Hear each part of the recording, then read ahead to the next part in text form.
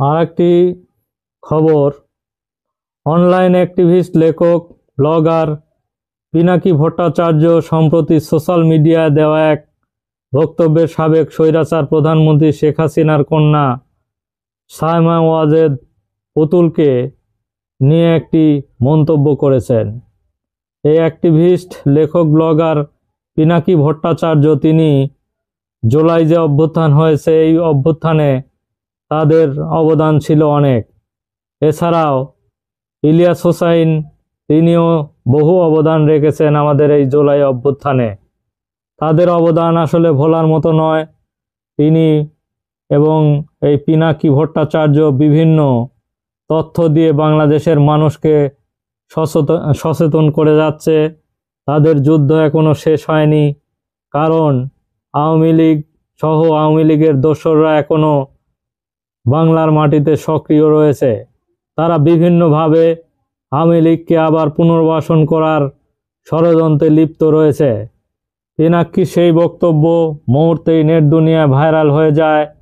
Viral হওয়া বক্তব্য দেখা যায় ভারত পুতুলকে ট্রেনিং দিচ্ছে উল্লেখ করে পিনাকি বলেন, পুতুল সম্ভবত বুঝতে পেরেছে তার সময় শেষ হয়ে এসেছে, যার জন্য তিনি প্রস্তুতি নিচ্ছেন।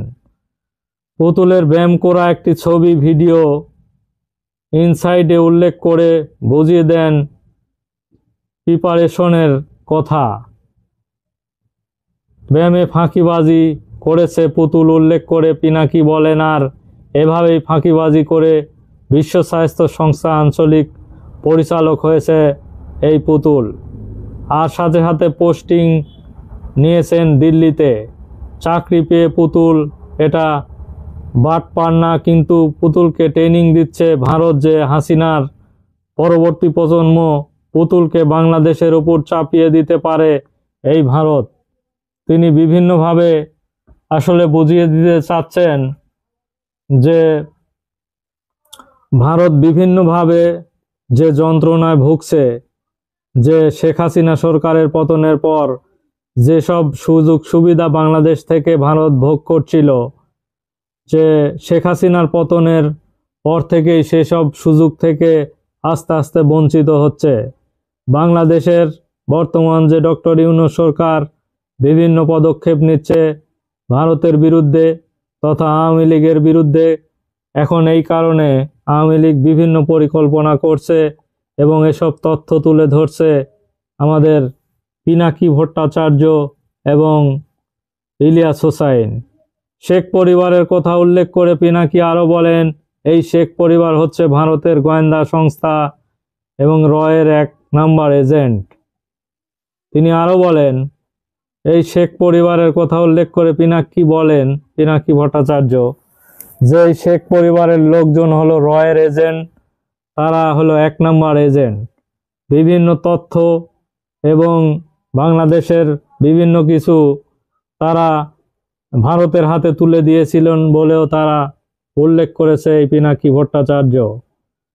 হাসিনাকে নিয়ে যেভাবে ট্রেনিং দিয়েছে, জয়কে নিয়ে ওইভাবে ট্রেনিং দিচ্ছে এবং পুতুলকে এখন এভাবে ট্রেনিং দেওয়াচ্ছে বলেও ঘোষণা করেছেন এই পিনাকি ভট্টাচার্য।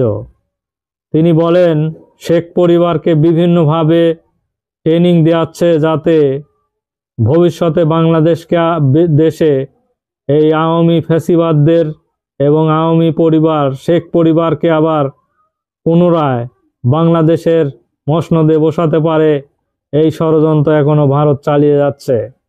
বসাতে পারলে তো ভারত বিভিন্নভাবে সুবিধা অর্জন করবে আসলে।